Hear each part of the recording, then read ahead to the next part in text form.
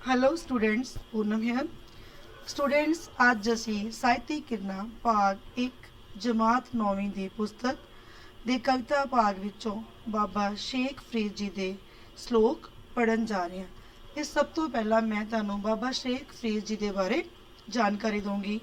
ਪੰਜਾਬੀ ਦੇ ਪਹਿਲੇ ਸੂਫੀ ਕਵੀ ਬਾਬਾ ਸ਼ੇਖ ਫਰੀਦ ਜੀ ਦਾ ਪੂਰਾ ਨਾਮ ਸ਼ੇਖ ਫਰੀਦੁੱਦੀਨ ਮਸਊਦ शकरगंज ਸੀ। ਆਪ ਦਾ ਜਨਮ 1173 ਈਸਵੀ ਜ਼ਿਲ੍ਹਾ ਮੁਲਤਾਨ ਦੇ ਪਿੰਡ ਖੋਤਵਾਲ, ਜਿਹੜਾ ਕਿ ਹੁਣ ਪਾਕਿਸਤਾਨ ਵਿੱਚ ਹੈ, ਵਿਖੇ ਸ਼ੇਖ ਜਮਾਲੁद्दीन ਸੁਲੇਮਾਨ ਦੇ ਘਰ ਹੋਇਆ। ਆਪ ਦੇ ਮਾਤਾ ਜੀ ਮਾਤਾ ਮਰੀਮ ਬਹੁਤ ਨੇਕ ਖਿਆਲਾਂ ਅਤੇ ਧਾਰਮਿਕ ਵਿਚਾਰਾਂ ਵਾਲੇ ਸਨ। ਬਾਬਾ ਫਰੀਦ ਜੀ ਦੀ ਮਾਤਾ ਜੀ ਨੇ ਆਪ ਨੂੰ ਬਚਪਨ ਵਿੱਚ ਹੀ ਅੱਲਾ ਦੀ ਭਗਤੀ ਦੀ ਲਗਨ ਲਾ ਦਿੱਤੀ। ਬਾਬਾ ਸ਼ੇਖ ਫਰੀਦ ਜੀ ਬਚਪਨ ਤੋਂ ਹੀ ਸ਼ਰ੍ਹਾ ਦੇ ਬਹੁਤ ਪਾਬੰਦ ਸਨ। ਫਰੀਦ ਜੀ ਆਪਣੇ ਨਿੱਘੇ ਸੁਭਾਅ, ਹਲੀਮੀ ਅਤੇ ਮਿੱਠੀ ਜ਼ੁਬਾਨ ਕਰਕੇ ਪੰਜਾਬ ਵਾਸੀਆਂ ਵਿੱਚ ਹਰਮਨ ਪਿਆਰੇ ਸਨ। ਆਪ ਬਹੁਤ ਸਾਊ ਅਤੇ ਨਿਮਰ ਸੁਭਾਅ ਦੇ ਮਾਲਕ ਸਨ। ਆਪ ਨੇ ਆਪਣੇ ਖਵਾਜਾ ਮੁਰਸ਼ਦ ਖਵਾਜਾ ਕੁਤਬੁੱਦੀਨ ਬਖਤਿਆਰ ਕਾਕੀ ਜੀ ਦੀ ਬਹੁਤ ਸੇਵਾ ਕੀਤੀ। ਬਾਬਾ ਫਰੀਦ ਜੀ ਨੇ ਆਪਣੀ ਸਾਰੀ ਜ਼ਿੰਦਗੀ ਪ੍ਰਮਾਤਮਾ ਦੀ ਭਜਨ ਬੰਦਗੀ ਵਿੱਚ ਲਗਾਈ। ਆਪ ਅਰਬੀ ਭਾਸ਼ਾ ਦੇ ਬਹੁਤ ਵੱਡੇ ਵਿਦਵਾਨ ਸਨ। ਬਾਬਾ ਸ਼ੇਖ ਫਰੀਦ ਜੀ ਦੀ ਕਾਵ ਰਚਨਾ 112 ਸ਼ਲੋਕਾਂ ਅਤੇ 4 ਸ਼ਬਦਾਂ, ਜੋ ਕਿ 2 ਰਾਗ ਆਸਾ ਵਿੱਚ ਅਤੇ 2 ਰਾਗ ਸੂਹੀ ਵਿੱਚ ਦੇ ਰੂਪ ਵਿੱਚ ਮਿਲਦੀ ਹੈ। ਇਹ ਰਚਨਾ ਸ਼੍ਰੀ ਗੁਰੂ ਗ੍ਰੰਥ ਸਾਹਿਬ ਜੀ ਵਿੱਚ ਸੰਕਲਿਤ ਹੈ। ਆਪਣੇ ਜੀਵਨ ਦੇ ਅੰਤਲੇ ਸਮੇਂ ਸ਼ੇਖ ਫਰੀਦ ਜੀ ਪਾਕਪਟਨ ਆ ਗਏ। ਇੱਥੇ ਹੀ 1266 ਈਸਵੀ ਵਿੱਚ ਆਪ ਨੇ ਆਪਣਾ ਸਰੀਰ ਤਿਆਗ ਦਿੱਤਾ। ਬੱਚਿਓ, ਹੁਣ ਆਪਾਂ ਅੱਗੋਂ ਸ਼ਲੋਕ ਪੜਨ ਜਾ ਰਹੇ ਹਾਂ। ਫਰੀਦਾ ਜੇ ਤੂੰ ਅਕਲ ਲਤੀਫ, ਠੀਕ ਹੈ। ਫਰੀਦਾ ਜੇ ਤੂੰ ਅਕਲ ਲਤੀਫ, ਕਾਲੇ ਲਿਖ ਨਾ ਲੇਖ, ਆਪੜ ਨੇ ਗਿਰਵਾਨ ਮਾਹੀ, ਸਿਰ ਨੀਵਾਂ ਕਰ ਦੇਖ। अपना पहला श्लोक है, फरीदा जे तू अकल लतीफ, काले लिख ना लेख, आपड़ ने गिरवान माही, सिर नीवा कर देख। इस तुम देखो, अकल, अकल का मतलब की है बुद्धि। अकल का मतलब की है बुद्धि। लतीफ बरीक सूखम। अकल लतीफ की हो गया सूझवान समझदार बरीक बुद्धि वाला। काले माड़े, काले लेख बुरे करम, भैड़े करमां दा लेखा, मतलब दूसरे दे भैड़े कम्मां दा लेखा। लेख की है करम, गिरीवान की है बुक्कल, गिरीवान की है बुक्कल। हुण आपां इहदे अर्थ समझण दी कोशिश करांगे। देखो, फरीदा जे तू अकल लतीफ, शेख फरीद जी की कह रहे ने कि हे जीव, जेकर तू बरीक भाव सूखम बुद्धि वाला मनुख है ਤਾਂ ਤੈਨੂੰ ਕਾਲੇ ਲਿਖ ਨਾ ਲੇਖ, ਤਾਂ ਤੈਨੂੰ ਆਪਣੇ ਭੈੜੇ ਕੰਮਾਂ ਦੇ ਲੇਖੇ ਵਿੱਚ ਵਾਧਾ ਨਹੀਂ ਕਰਨਾ ਚਾਹੀਦਾ। ਆਪੜ ਨੇ ਗਿਰਵਾਨ ਮਾਹੀ, ਸਿਰ ਨੀਵਾਂ ਕਰ ਦੇਖ, ਤੈਨੂੰ ਪਹਿਲੇ ਆਪਣੇ ਅੰਦਰ ਛਾਤੀ ਮਾਰ ਕੇ ਨਿਮਰ ਹੋ ਕੇ ਦੇਖਣਾ ਚਾਹੀਦਾ ਹੈ ਕਿ ਤੂੰ ਕਿਸ ਤਰ੍ਹਾਂ ਦੇ ਕੰਮ ਕਰ ਰਿਹਾ ਹੈ। ਇਸ ਤਰ੍ਹਾਂ ਸ਼ੇਖ ਫਰੀਦ ਜੀ ਨੇ ਇਹ ਸਿੱਖਿਆ ਦਿੰਦੇ ਹੋਏ ਦੱਸਿਆ ਹੈ ਕਿ ਦੂਸਰੇ ਦੇ ਵਿੱਚ ਨੁਕਸ ਕੱਢਣ ਦੀ ਥਾਂ ਆਪਣੇ ਅੰਦਰ ਛਾਤੀ ਮਾਰ ਕੇ ਆਪਣੇ ਔਗਣਾਂ ਵੱਲ ਧਿਆਨ ਦੇਣਾ ਚਾਹੀਦਾ ਹੈ। ਸ਼ੇਖ ਫਰੀਦ ਜੀ ਅਨੁਸਾਰ ਚੰਗਾ ਕਰਮ ਉਹ ਨਹੀਂ ਜੋ ਬਾਹਰੋਂ ਦੇਖਣ ਨੂੰ ਚੰਗਾ ਲੱਗੇ, ਚੰਗਾ ਕਰਮ ਉਹ ਹੈ ਜਿਸ ਦੇ ਪਿੱਛੇ ਚੰਗੀ ਭਾਵਨਾ ਹੋਵੇ। ਮਤਲਬ ਸਾਨੂੰ ਦੂਜਿਆਂ ਦੇ ਮਾੜੇ ਕੰਮਾਂ ਦੀ ਆਲੋਚਨਾ ਨਾ ਕਰਕੇ ਨਿਮਰ ਹੋ ਕੇ ਆਪਣੇ ਅੰਦਰ ਛਾਤੀ ਮਾਰਨੀ ਚਾਹੀਦੀ ਹੈ। ਆਪਾਂ ਹੁਣ ਦੂਸਰਾ ਸ਼ਲੋਕ ਕਰ ਰਹੇ ਹਾਂ। देख फरीदा जो थिया, दाढ़ी होई पूर, अग्गा नेड़े आया पिछा रहा दूर। जो जो कुछ थिया हो गया, पूर चिट्टी पूरी, अग्गा अगले पासे तो मतलब मौत वाले पासे, पिछा पिछला पासा मतलब जन्म दा समा। ये श्लोक जड़ा है, ਇਹਦੇ ਵਿੱਚ ਬਾਬਾ ਸ਼ੇਖ ਫਰੀਦ ਜੀ ਆਪਣੇ ਆਪ ਨੂੰ ਸੰਬੋਧਨ ਕਰਦੇ ਹੋਏ ਕੀ ਕਹਿੰਦੇ ਨੇ, ਦੇਖ ਫਰੀਦਾ ਜੋ ਥੀਆ, ਦਾੜੀ ਹੋਈ ਪੂਰ। ਜੋ ਥੀਆ ਮਤਲਬ ਵਾਪਰਿਆ, ਜੋ ਵਾਪਰ ਚੁੱਕਿਆ ਹੈ, ਤੂੰ ਉਸ ਨੂੰ ਦੇਖ, ਤੇਰੀ ਦਾੜੀ ਜੜੀ ਹੈ ਚਿੱਟੀ ਹੋ ਗਈ ਹੈ। ਅੱਗਾ ਨੇੜੇ ਆਇਆ ਪਿੱਛਾ ਰਿਹਾ ਦੂਰ। ਇਹ ਇਸ ਗੱਲ ਦਾ ਸੰਕੇਤ ਹੈ ਕਿ ਮੌਤ ਦਾ ਸਮਾਂ ਅੱਗਾ ਨੇੜੇ ਆ ਗਿਆ ਹੈ, ਮਤਲਬ ਮੌਤ ਦਾ ਸਮਾਂ ਨੇੜੇ ਆ ਰਿਹਾ ਹੈ ਤੇ ਜਨਮ ਦਾ ਸਮਾਂ ਪਿੱਛੇ ਮਤਲਬ ਦੂਰ ਰਹਿ ਗਿਆ ਹੈ। ਜੀਵ ਨੂੰ ਸੁਚੇਤ ਕਰਦੇ ਹੋਏ ਸ਼ੇਖ ਫਰੀਦ ਜੀ ਕਹਿਣਾ ਚਾਹੁੰਦੇ ਹਨ ਕਿ ਜਿਹੜਾ ਸਮਾਂ ਬਚਿਆ ਹੈ ਉਸ ਨੂੰ ਅੱਲਾ ਦੀ ਬੰਦਗੀ ਵਿੱਚ ਲਾਉਣਾ ਚਾਹੀਦਾ ਹੈ। ਤਾਂ ਕੇਂਦਰੀ ਭਾਵ ਕੀ ਹੈ? ਚਿੱਟੀ ਦਾੜੀ ਬੁਢਾਪੇ ਅਤੇ ਮੌਤ ਦੇ ਨੇੜੇ ਹੋਣ ਦਾ ਸੰਕੇਤ ਹੈ। ਇਸ ਸਥਿਤੀ ਵਿੱਚ ਜੀਵ ਨੂੰ ਇਸ ਗੱਲ ਤੋਂ ਸੁਚੇਤ ਰਹਿਣਾ ਚਾਹੀਦਾ ਹੈ ਕਿ ਜਿਹੜਾ ਸਮਾਂ ਬਚਿਆ ਹੈ ਉਸ ਨੂੰ ਵਿਅਰਥ ਨਾ ਗਵਾਵੇ, ਸਗੋਂ ਇਸ ਨੂੰ ਅੱਲਾ ਦੀ ਬੰਦਗੀ ਦੇ ਵਿੱਚ ਲਾਵੇ। ਹਾਂਜੀ, ਪਹਿਲੇ ਸ਼ਲੋਕ ਦਾ ਵੀ ਕੇਂਦਰੀ ਭਾਵ ਇੱਕ ਵਾਰੀ ਮੈਂ ਤੁਹਾਨੂੰ ਦੱਸ ਦੇਣਾ ਚਾਹੂੰਗੀ। ਫਸਟ ਦਾ ਕੇਂਦਰੀ ਭਾਵ ਕੀ ਸੀ? ਫਰੀਦਾ, ਜੇ ਤੂੰ ਅਕਲ ਲਤੀਫ ਦਾ ਉਹੀ ਮਨੁੱਖ ਸੂਝ-ਬੂਝ ਵਾਲਾ ਹੁੰਦਾ ਹੈ ਜਿਹੜਾ ਕਿਸੇ ਦੇ ਮਾੜੇ ਕੰਮਾਂ ਦੀ ਆਲੋਚਨਾ ਨਹੀਂ ਕਰਦਾ, ਸਗੋਂ ਆਪਣੀ ਬੁੱਕਲ ਵਿੱਚ ਛਾਤੀ ਮਾਰ ਕੇ ਆਪਣੇ ਕੀਤੇ ਕੰਮਾਂ ਨੂੰ ਦੇਖਦਾ ਹੈ। ਸੂਝਵਾਨ ਅਥਵਾ ਸਿਆਣਾ ਮਨੁੱਖ ਦੂਸਰੇ ਦੇ ਨੁਕਸ ਕੱਢਣ ਦੀ ਥਾਂ ਆਪਣੇ ਔਗਣਾਂ ਵੱਲ ਧਿਆਨ ਦਿੰਦਾ ਹੈ। ਹੁਣ ਆਪਾਂ ਤੀਜੇ ਸ਼ਲੋਕ ਤੇ ਆ ਗਏ ਹਾਂ। ਫਰੀਦਾ, ਜੰਗਲ ਜੰਗਲ ਕਿਆ ਭਵਾ, ਵਨ ਕੰਡਾ ਮੋੜੇ, ਵਸੀ ਰੱਬ ਹਿਆਲੇ, ਜੰਗਲ ਕਿਆ ਢੂੰਡੇ। ਜੰਗਲ ਜੰਗਲ, ਹਰ ਜੰਗਲ ਵਿੱਚ ਇੱਧਰ ਉੱਧਰ ਜੰਗਲਾਂ ਦੇ ਵਿੱਚ ਭਵੇ ਭਟਕਦੇ ਫਿਰਨਾ, ਘੁੰਮਣਾ ਗਾਉਣਾ। ਕਿਆ ਭਵੇ, ਕਿਉਂ ਘੁੰਮਦਾ ਹੈ? ਵਨ ਜੰਗਲ, ਮੋੜੇ ਲਤਾੜਦਾ, ਵਸੀ ਵਸਦਾ ਹੈ, ਹਿਆਲੇ ਹਿਰਦੇ ਵਿੱਚ, ਦਿਲ ਵਿੱਚ, ਕਿਆ ਕੀ, ਢੂੰਡੇ ਢੂੰਡਦਾ ਹੈ ਜਾਂ ਲੱਭਦਾ ਹੈ। ਸ਼ੇਖ ਫਰੀਦ ਜੀ ਇਹਦੇ ਵਿੱਚ ਕੀ ਦੱਸ ਰਹੇ ਕਿ ਜੰਗਲਾਂ ਵਿੱਚ ਭਟਕਣ ਦਾ ਕੋਈ ਲਾਭ ਨਹੀਂ। ਫਰੀਦਾ, ਜੰਗਲ ਜੰਗਲ ਕਿਆ ਭਵੇ, ਵਨ ਕੰਡਾ ਮੋੜੇ। ਸ਼ੇਖ ਫਰੀਦ ਜੀ ਜੀਵ ਨੂੰ ਸੰਬੋਧਨ ਕਰਦੇ ਹੋਏ ਆਖਦੇ ਹਨ ਕਿ ਹੇ ਫਰੀਦ, ਮਤਲਬ ਹੇ ਮਨੁੱਖ, ਰੱਬ ਦੀ ਭਾਲ ਕਰਨ, ਰੱਬ ਨੂੰ ਲੱਭਣ ਲਈ ਤੂੰ ਜੰਗਲਾਂ ਦੇ ਵਿੱਚ ਕਿਉਂ ਭਟਕਦਾ ਫਿਰਦਾ ਹੈ? ਜੰਗਲਾਂ ਨੂੰ ਗਾਉਣ ਦਾ ਕੋਈ ਲਾਭ ਨਹੀਂ ਹੈ। ਵਸੀ ਰੱਬ ਹਿਆਲੇ, ਜੰਗਲ ਕਿਆ ਢੂੰਡੇ। ਰੱਬ ਤਾਂ ਤੇਰੇ ਹਿਰਦੇ ਵਿੱਚ ਨਿਵਾਸ ਕਰਦਾ ਹੈ। ਉਸ ਪਰਮਾਤਮਾ ਨੂੰ ਜੰਗਲਾਂ ਵਿੱਚੋਂ ਲੱਭਣ ਦਾ ਕੋਈ ਵੀ ਲਾਭ ਨਹੀਂ। ਵੀ ਰੱਬ ਦੀ ਭਾਲ ਲਈ ਤੂੰ ਵਨਾਂ ਦੇ ਕੰਢੇ ਕਿਉਂ ਲਤਾੜਦਾ ਫਿਰਦਾ ਹੈ? ਰੱਬ ਤਾਂ ਤੇਰੇ ਦਿਲ ਵਿੱਚ ਵਸਦਾ ਹੈ। ਭਾਵ ਇਹ ਹੈ ਕਿ ਹਿਰਦੇ ਘਰ ਵਿੱਚੋਂ ਹੀ ਪਰਮਾਤਮਾ ਨੂੰ ਲੱਭਣ ਦੀ ਕੋਸ਼ਿਸ਼ ਕਰੋ, ਜੰਗਲਾਂ ਵਿੱਚੋਂ ਲੱਭਣ ਦਾ ਕੋਈ ਵੀ ਲਾਭ ਨਹੀਂ। ਇਹਦਾ ਕੇਂਦਰੀ ਭਾਵ ਆਪਾਂ ਲਿਖਾਂਗੇ, ਪਰਮਾਤਮਾ ਸਾਡੇ ਹਿਰਦੇ ਵਿੱਚ ਵਸਦਾ ਹੈ। ਉਸ ਦੀ ਭਾਲ ਲਈ ਜੰਗਲਾਂ ਦੇ ਵਿੱਚ ਭਟਕਣ ਤੋਂ ਬਿਨਾਂ ਕੁਝ ਹੋਰ ਹੱਥ ਨਹੀਂ ਲੱਗੇਗਾ। ਪਰਮਾਤਮਾ ਨੂੰ ਆਪਣੇ ਹਿਰਦੇ ਘਰ ਵਿੱਚੋਂ ਹੀ ਲੱਭਣ ਦੀ ਲੋੜ ਹੈ। ਨੈਕਸਟ ਹੈ ਚੌਥਾ, ਰੁੱਖੀ ਸੁੱਖੀ ਖਾ ਕੇ ਠੰਡਾ ਪਾਣੀ ਪੀ, ਦੇਖ ਪਰਾਈ। ਫਰੀਦਾ, ਦੇਖ ਪਰਾਈ ਚੋਪੜੀ ਨਾ ਤਰਸਾਏ ਜੀ। ਰੁੱਖੀ ਸੁੱਖੀ ਕੀ ਹੁੰਦੀ ਹੈ? ਅੰਨ ਚੋਪੜੀ ਸਾਦੀ, ਜਿਹੜਾ ਸਾਦਾ ਭੋਜਨ ਹੈ। ਪਰਾਈ ਦੂਸਰੇ ਦੀ, ਜਿਉ ਮਨ। ਇਹ ਸ਼ੇਖ ਫਰੀਦ ਜੀ ਇਸ ਦੇ ਵਿੱਚ ਕੀ ਦੱਸ ਰਹੇ ਹਨ ਕਿ ਆਪਣੇ ਆਪ ਨੂੰ ਸਬਰ ਸੰਤੋਖ ਦੀ ਸਿੱਖਿਆ ਦਿੰਦੇ ਹੋਏ ਉਹ ਕਹਿ ਰਹੇ ਹਨ, ਰੱਬ ਜਿਸ ਤਰ੍ਹਾਂ ਦੀ ਵੀ ਰੁੱਖੀ ਸੁੱਖੀ ਦਿੰਦਾ ਹੈ, ਰੁੱਖੀ ਸੁੱਖੀ ਖਾ ਕੇ ਠੰਡਾ ਪਾਣੀ ਪੀ, ਜਿਸ ਤਰ੍ਹਾਂ ਦੀ ਵੀ ਰੁੱਖੀ ਸੁੱਖੀ ਦਿੰਦਾ ਹੈ, ਉਹਦੇ ਤੇ ਹੀ ਸਬਰ ਕਰਨਾ ਚਾਹੀਦਾ ਹੈ। ਇਸ ਲਈ ਤੂੰ ਇਹੀ ਰੁੱਖੀ ਸੁੱਖੀ ਖਾ ਕੇ, ਇਹੀ ਰੁੱਖੀ ਮਿੱਸੀ ਖਾ ਕੇ ਸਬਰ ਦਾ ਠੰਡਾ ਪਾਣੀ ਪੀ। ਦੇਖ ਪਰਾਈ ਚੋਪੜੀ ਨਾ ਤਰਸਾਏ ਜੀ। हे फरीद तू हे फरीद का मतलब हे मनुख ही अपने आप ਨੂੰ ਪੇਸ਼ ਕੀਤਾ ਹੈ।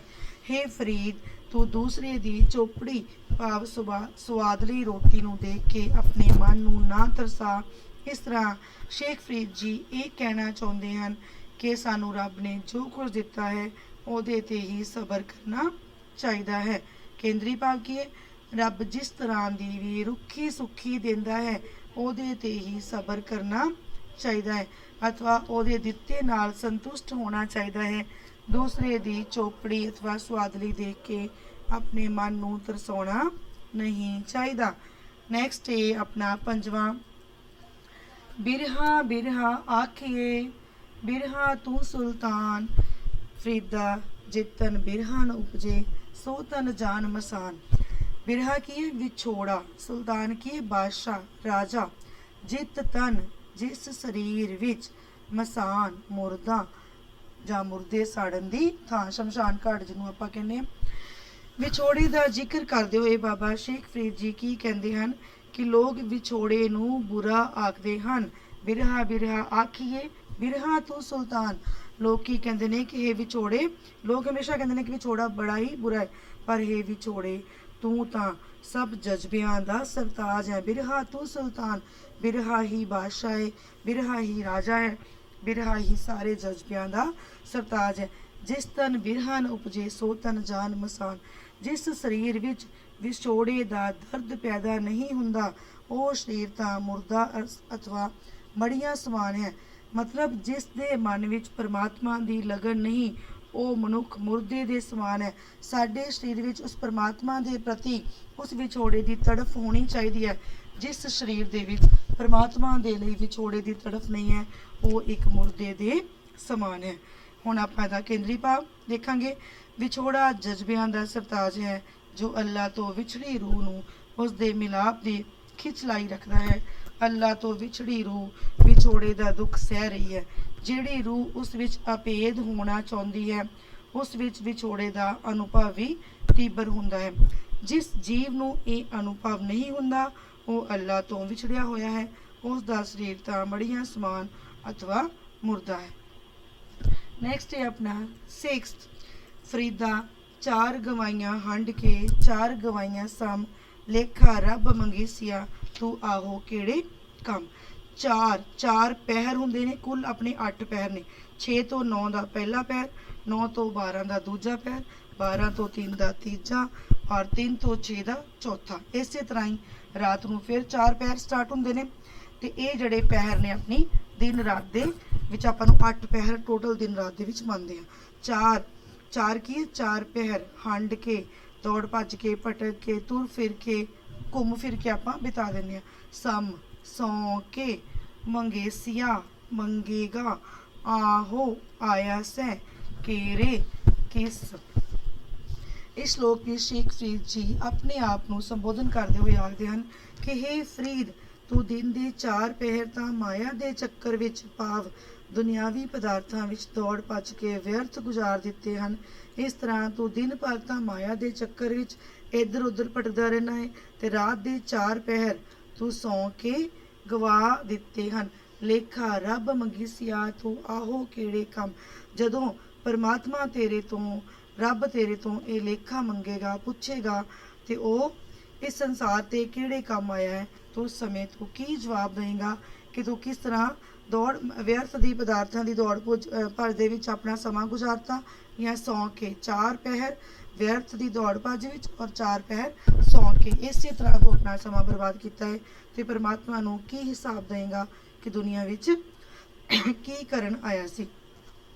ਕੇਂਦਰੀ ਭਾਵ ਆਪਣੇ ਜੀਵਨ ਦਾ ਸਮਾਂ ਵਿਅਰਥ ਗਵਾਉਣ ਵਾਲੇ ਜੀਵ ਨੂੰ ਇਸ ਦਾ ਲੇਖਾ ਦੇਣਾ ਹੀ ਪਵੇਗਾ। ਅਜਿਹੇ ਜੀਵ ਤੋਂ ਰੱਬ ਇਹ ਲੇਖਾ ਮੰਗੇਗਾ ਕਿ ਉਹ ਸੰਸਾਰ ਤੇ ਕਿਹੜੇ ਕੰਮ ਆਇਆ ਸੀ ਅਤੇ ਕੀ ਕਰਦਾ ਰਿਹਾ। ਇਸ ਲਈ ਜੀਵ ਨੂੰ ਮਾਇਆ ਅਥਵਾ ਸੰਸਾਰਿਕ ਪਦਾਰਥਾਂ ਲਈ ਭਟਕਣ ਦੀ ਥਾਂ ਰੱਬ ਦਾ ਸਿਮਰਨ ਕਰਨਾ ਚਾਹੀਦਾ ਹੈ। ਲਾਸਟ ਪੈਰਾ ਹੈ ਆਪਣਾ ਲਾਸਟ ਸ਼ਲੋਕ। ਬੁੱਢਾ ਹੋਇਆ ਸ਼ੇਖ ਫਰੀਦ ਕੰਬਣ ਲੱਗੀ ਦੇ ਜੇ 100 ਵਰਿਆ ਜੀਵ ਨਾ ਵੀ ਤਨ ਹੋਸੀ ਖੇ। ਦੇ ਕੀ ਹੁੰਦਾ ਹੈ ਸਰੀਰ, ਹੋਸੀ ਹੋ ਜਾਏਗਾ, ਖੇ ਮਿੱਟੀ। ਇਸ ਵਿੱਚ ਮਨੁੱਖੀ ਜੀਵ ਦੀ ਜੀਵਨ ਦੀ ਨਾਸ਼ਵੰਤਤਾ ਨੂੰ ਪ੍ਰਗਟਾਉਂਦੇ ਹੋਏ ਬਾਬਾ ਸ਼ੇਖ ਫਰੀਦ ਜੀ ਉਦਾਹਰਨ ਦਿੰਦੇ ਹੋਏ ਦੱਸਦੇ ਹਨ। ਸ਼ੇਖ ਫਰੀਦ ਬੁੱਢਾ ਹੋ ਗਿਆ ਹੈ, ਬੁਢਾਪੇ ਵਿੱਚ ਉਸ ਦਾ ਸਰੀਰ ਕੰਬਣ ਲੱਗ ਪਿਆ ਹੈ। ਸ਼ੇਖ ਫਰੀਦ ਜੀ ਦੱਸਦੇ ਹਨ ਕਿ ਜੇਕਰ ਉਸ ਨੂੰ ਮਤਲਬ ਜੀਵ ਨੂੰ 100 ਵਰਿਆਂ ਦਾ ਜੀਵਨ ਵੀ ਨਸੀਬ ਹੋ ਜਾਵੇ ਭਾਵ ਜੇਕਰ ਉਹ 100 ਵਰਿਆਂ ਦੀ ਉਮਰ ਵੀ ਭੋਗ ਲਵੇ ਤਾਂ ਵੀ ਅੰਤ ਵਿੱਚ ਉਸ ਦੇ ਸਰੀਰ ਨੇ ਮਿੱਟੀ ਹੀ ਹੋਣਾ ਹੈ ਅਥਵਾ ਇੱਕ ਦਿਨ ਉਸ ਨੂੰ ਇਹ ਸੰਸਾਰ ਛੱਡਣਾ ਹੀ ਪੈਣਾ ਹੈ। ਮੌਤ ਨਿਸ਼ਚਿਤ ਹੈ ਅਤੇ ਕੋਈ ਵੀ ਜੀਵ ਕੋਈ ਵੀ ਮਨੁੱਖ ਇਸ ਤੋਂ ਬਚ ਨਹੀਂ ਸਕਦਾ। ਇਹਦਾ ਕੇਂਦਰੀ ਭਾਵ ਕੀ ਹੈ? ਮਨੁੱਖੀ ਜੀਵਨ ਨਾਸ਼ਵਾਨ ਹੈ। ਕੋਈ ਵੀ ਮਨੁੱਖ ਜਾਂ ਜੀਵ ਹਮੇਸ਼ਾ ਲਈ ਇਸ ਸੰਸਾਰ ਤੇ ਨਹੀਂ ਰਹਿ ਸਕਦਾ। 100 ਵਰਿਆਂ ਦੀ ਜ਼ਿੰਦਗੀ ਬਤੀਤ ਕਰਕੇ ਵੀ ਇਸ ਸੰਸਾਰ ਨੂੰ ਛੱਡਣਾ ਪੈਂਦਾ ਹੈ। ਮੌਤ ਜੀਵਨ ਦਾ ਇੱਕ ਸੱਚ ਹੈ, ਇਸ ਤੋਂ ਬਚਿਆ ਨਹੀਂ ਜਾ ਸਕਦਾ। ਜੇ ਸਾਰ ਪੁੱਛਿਆ ਜਾਵੇ ਤੇ ਸਾਰੇ ਕੇਂਦਰੀ ਭਾਵ ਜਾਂ ਲਾਈਨਸ ਨੂੰ ਮਿਕਸ ਕਰਕੇ ਜਿਵੇਂ ਆਪਾਂ ਲਿਖ ਸਕਦੇ ਹਾਂ, ਸ਼ੇਖ ਫਰੀਦ ਜੀ ਨੇ ਮਨੁੱਖ ਨੂੰ ਮਾੜੇ ਕਰਮ ਨਾ ਕਰਨ ਅਤੇ ਆਪਣੇ ਔਗਣਾਂ ਵੱਲ ਝਾਤੀ ਮਾਰਨ ਦੀ ਪ੍ਰੇਰਨਾ ਦਿੱਤੀ ਹੈ। ਆਪ ਨੇ ਜੀਵ ਨੂੰ ਹਿਰਦੇ ਘਰ ਵਿੱਚੋਂ ਅੱਲਾ ਨੂੰ ਪਛਾਣਨ, ਪ੍ਰਭੂ ਦੀ ਦਿੱਤੀ ਰੁੱਖੀ ਸੁੱਖੀ ਖਾ ਕੇ ਗੁਜ਼ਾਰਾ ਕਰਨ, परमात्मा तो पैदा हुई दूरी ਨੂੰ ਦੂਰ ਕਰਨ ਅਤੇ ਚੰਗੇ ਕਰਮ ਕਰਨ ਲਈ ਕਿਹਾ ਹੈ। ਫਰੀਦ ਜੀ ਇਹ ਵੀ ਦੱਸਦੇ ਹਨ ਕਿ ਮੌਤ ਨਿਸ਼ਚਿਤ ਹੈ ਅਤੇ ਮਨੁੱਖੀ ਜੀਵਨ ਨਾਸ਼ਵਾਨ ਹੈ, ਇਸ ਲਈ ਪ੍ਰਭੂ ਵੱਲੋਂ ਮਿਲੇ ਸਮੇਂ ਨੂੰ ਚੰਗੇ ਪਾਸੇ ਲਾਉਣਾ ਚਾਹੀਦਾ ਹੈ। ਹਾਂਜੀ ਬੱਚਿਓ, ਹੁਣ ਆਪਾਂ ਇਸ ਚੈਪਟਰ ਦੇ ਨਾਲ ਰਿਲੇਟਡ ਜਿੰਨੇ ਵੀ ਆਪਣੇ MCQs ਬਣਦੇ ਨੇ, ਕਿਉਂਕਿ ਅੱਜ ਕੱਲ੍ਹ MCQs ਵਾਲੇ ਹੀ ਪੇਪਰ ਹੋ ਰਹੇ ਨੇ ਤੇ MCQs ਆਪਾਂ ਰਿਵਾਈਜ਼ ਕਰਾਂਗੇ। ਜਿਵੇਂ ਬਾਬਾ ਫਰੀਦ ਜੀ ਦਾ ਸੰਬੰਧ ਕਿਸ ਧਾਰਾ ਨਾਲ ਸੀ? ਕਿਸ ਧਾਰਾ ਨਾਲ ਸੀ? ਸੂਫੀ ਕਾਵ ਧਾਰਾ ਨਾਲ। ਕਿਸ ਧਾਰਾ ਨਾਲ ਹੈ? ਸੂਫੀ ਕਾਵ ਧਾਰਾ ਨਾਲ। ਨੈਕਸਟ ਕੁਐਸਚਨ ਹੈ, ਬਾਬਾ ਫਰੀਦ ਜੀ ਨੇ ਸਿਰ ਨੀਵਾਂ ਕਰਕੇ ਕਿੱਥੇ ਝਾਤੀ ਮਾਰਨ ਲਈ ਕਿਹਾ ਹੈ? ਆਪਣੀ ਬੁੱਕਲ ਵਿੱਚ। ਕਿੱਥੇ ਝਾਤੀ ਮਾਰਨ ਲਈ ਕਿਹਾ ਹੈ? ਆਪਣੀ ਬੁੱਕਲ ਵਿੱਚ। ਅੱਗਾ ਨੇੜੇ ਆਇਆ ਪਿੱਛਾ ਰਿਹਾ ਦੂਰ ਤੋਂ, ਕੀ ਭਾਵ ਹੈ? ਮੌਤ ਨੇੜੇ ਆਉਣ ਦਾ। ਕੀ ਭਾਵ ਹੈ? ਮੌਤ ਨੇੜੇ ਆਉਣ ਦਾ। ਨੈਕਸਟ ਹੈ, ਰੁੱਖੀ ਸੁੱਖੀ ਕਿਸ ਦਾ ਪ੍ਰਤੀਕ ਹੈ? ਨਿਮਰਤਾ, ਗਰੀਬੀ ਦਾ। ਨਿਮਰਤਾ ਦੀ ਪ੍ਰਤੀਕ ਹੈ ਰੁੱਖੀ ਸੁੱਖੀ ਤੇ ਗਰੀਬੀ ਦੀ ਪ੍ਰਤੀਕ ਹੈ। ਮਨੁੱਖਾ ਜੀਵਨ ਕੀ ਹੈ ਬੱਚਿਓ? ਮਨੁੱਖਾ ਜੀਵਨ ਜਿਹੜਾ ਹੈ ਇਸ ਦਾ ਇਹ ਨਾਸ਼ਵਾਨ ਹੈ। ਨੈਕਸਟ, ਨਾਸ਼ਵਾਨ ਹੈ। ਮਨੁੱਖਾ ਜੀਵਨ ਨਾਸ਼ਵਾਨ ਹੈ। ਮਨੁੱਖ ਨੂੰ ਆਪਣੇ ਲੇਖ ਕਿਹੋ ਜਿਹੇ ਬਣਾਉਣੇ ਚਾਹੀਦੇ ਹਨ? ਚੰਗੇ। ਮਨੁੱਖ ਨੂੰ ਆਪਣੇ ਲੇਖ ਚੰਗੇ ਬਣਾਉਣੇ ਚਾਹੀਦੇ ਹਨ। ਕਿਹੜਾ ਸਮਾਂ ਨੇੜੇ ਆ ਗਿਆ ਹੈ? ਮੌਤ ਦਾ। ਕਿਹੜਾ ਸਮਾਂ ਨੇੜੇ ਆ ਗਿਆ ਹੈ? ਮੌਤ ਦਾ। ਬੁਢਾਪੇ ਦੀਆਂ ਕੀ ਨਿਸ਼ਾਨੀਆਂ ਹਨ? ਦਾੜੀ ਚਿੱਟੀ ਹੋ ਜਾਂਦੀ ਹੈ ਅਤੇ ਦੇਹ ਕੰਬਣ ਲੱਗ ਜਾਂਦੀ ਹੈ। ਮਨੁੱਖ ਜੰਗਲ ਵਿੱਚ ਕਿਸ ਨੂੰ ਲੱਭਦਾ ਹੈ? ਰੱਬ ਨੂੰ। ਕਿਸ ਨੂੰ ਲੱਭਦਾ ਹੈ? ਰੱਬ ਨੂੰ। ਰੱਬ ਕਿੱਥੇ ਵਸਦਾ ਹੈ? ਹਿਰਦੇ ਵਿੱਚ। ਰੱਬ ਕਿੱਥੇ ਵਸਦਾ ਹੈ? ਹਿਰਦੇ ਵਿੱਚ। ਬਿਰਹਾ ਤੋਂ ਕੀ ਭਾਵ ਹੈ? ਵਿਛੋੜਾ। ਬਿਰਹਾ ਤੋਂ ਕੀ ਭਾਵ ਹੈ? ਵਿਛੋੜਾ। ਬਾਬਾ ਫਰੀਦ ਜੀ ਨੇ ਬਿਰਹਾ ਨੂੰ ਕੀ ਕਿਹਾ ਹੈ? ਸੁਲਤਾਨ। ਬਾਬਾ ਫਰੀਦ ਜੀ ਨੇ ਬਿਰਹਾ ਨੂੰ ਸੁਲਤਾਨ ਕਿਹਾ ਹੈ। ਸ਼ੇਖ ਫਰੀਦ ਜੀ ਨੇ ਕਿਸ ਸਰੀਰ ਨੂੰ ਮਸ਼ਾਨ ਸਮਝਣ ਲਈ ਕਿਹਾ ਹੈ? ਜਿਸ ਸਰੀਰ ਵਿੱਚੋਂ ਬਿਰਹਾ ਪੈਦਾ ਨਹੀਂ ਹੁੰਦਾ। ਜਿਸ ਵਿੱਚ ਵਿਛੋੜਾ ਹੀ ਪੈਦਾ ਨਹੀਂ ਹੁੰਦਾ ਉਹ ਸ਼ਮਸ਼ਾਨ ਘਾਟ ਦੇ ਸਮਾਨ ਹੈ। ਤੁਹਾਡੀ ਪੁਸਤਕ ਵਿੱਚ ਬਾਬਾ ਸ਼ੇਖ ਫਰੀਦ ਜੀ ਦੇ ਕਿੰਨੇ ਸ਼ਲੋਕ ਹਨ? ਕਿੰਨੇ ਪੜ੍ਹੇ ਆਪਾਂ? 7। ਅਕਲ ਲਤੀਫ ਦਾ ਕੀ ਅਰਥ ਹੈ? ਸਮਝਦਾਰ। ਅਕਲ ਲਤੀਫ ਦਾ ਕੀ ਅਰਥ ਹੈ? ਸਮਝਦਾਰ। Thank you very much.